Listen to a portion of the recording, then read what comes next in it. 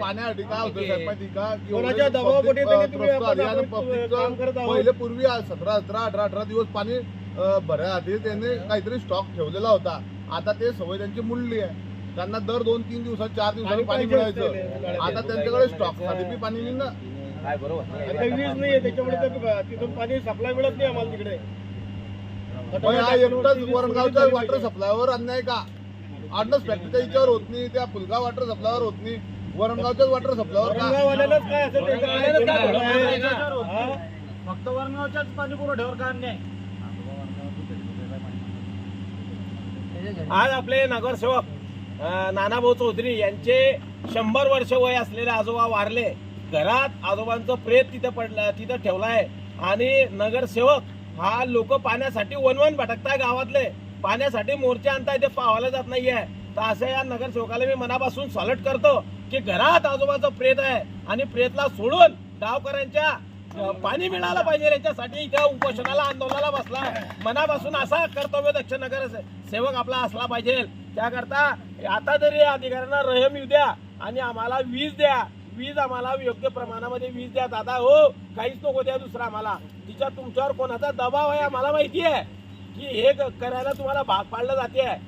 पुढे वीज चांगली भेटते समप्रमाणात, इथे मागेही समप्रमाणात वीज भेटते. ऑर्डर्स फॅक्टरीचा पाणी पुरवठा योजना एकदम चांगल्या पद्धतीत चालू आहे. पुढच्या पाणी पुरवठा योजना चालू आहे. फक्त वरणगाववाल्यानंच का घोडं मारलं तुमचं? वरणगावकरांवर अन्याय का कोणत्या पद्धतीमध्ये करताय? असं करू नका बाबा. हो, हा ऊन एवढा आता 42-43 जाऊन सेल्सिअस तपते. हे कार्यकर्ते बिचारे नगरसेवक इथे उन्हामध्ये बसले आहे. सरकारला रहम येऊ द्या.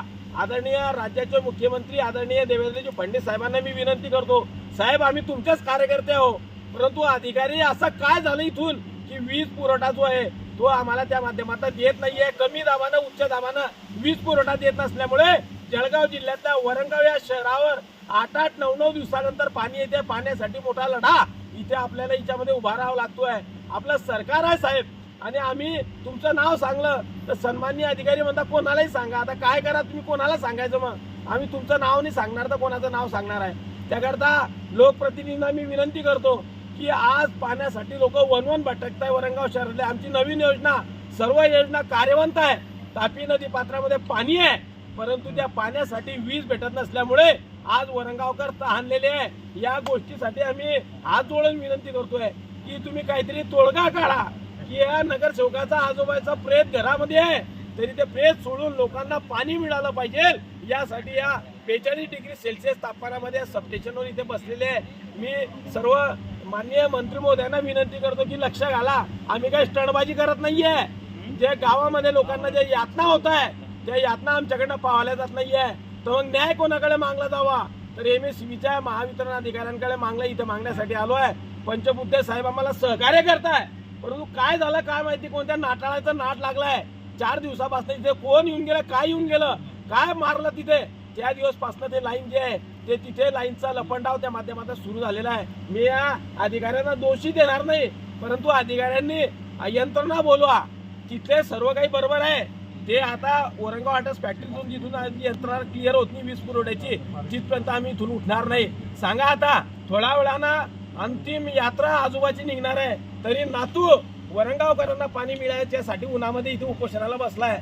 धन्य मानावा अशा लोकप्रतिनिधींना. असे लोकप्रतिनिधी जर कधी झाले तर मला असं वाटते या वरणगावकरांना कोणत्याही प्रकारची समस्या त्या माध्यमातून इच्छात येणार नाही. असो, पण मी आताही MSCBच्या अधिकाऱ्यांना विनंती करतोय सर्व नागरिकांच्या वतीनं की तुम्ही तिथलं सर्व सुरळीत आहे साहेब. तिथे आम्ही शैलेश चौधरी साहेबांकडनं पूर्ण सुरळीत करून घेतला आहे. तुमचा प्रॉब्लेम जो आहे तो इथेच आहे. फक्त 7 महिन्यापासून लाईन वगैरे सगळं सुरळीत आहे, संपूर्ण चांगलं चालते. पण 5 दिवसामध्ये मोठ्या पद्धतीचा अडथळा तिच्यात आलाय. साहेब काहीतरी करा, तुमच्या पाया पडतो आम्ही. काहीतरी करा, लोकांसाठी करा, फक्त आमच्यासाठी नको करावं लागलं तर. आम्ही सहनशीलता संपली आहे. आता आम्ही आता भरवणामध्ये इथे उपोषण सुरू केलेलं आहे. जे होईल आता इथे मुर्दे पडतील आमच्या का काय होईल ते उद्या. आता इथून आम्ही आमचं लाईन क्लिअर होती तिथपासून आम्ही उठणार नाही इथून आता.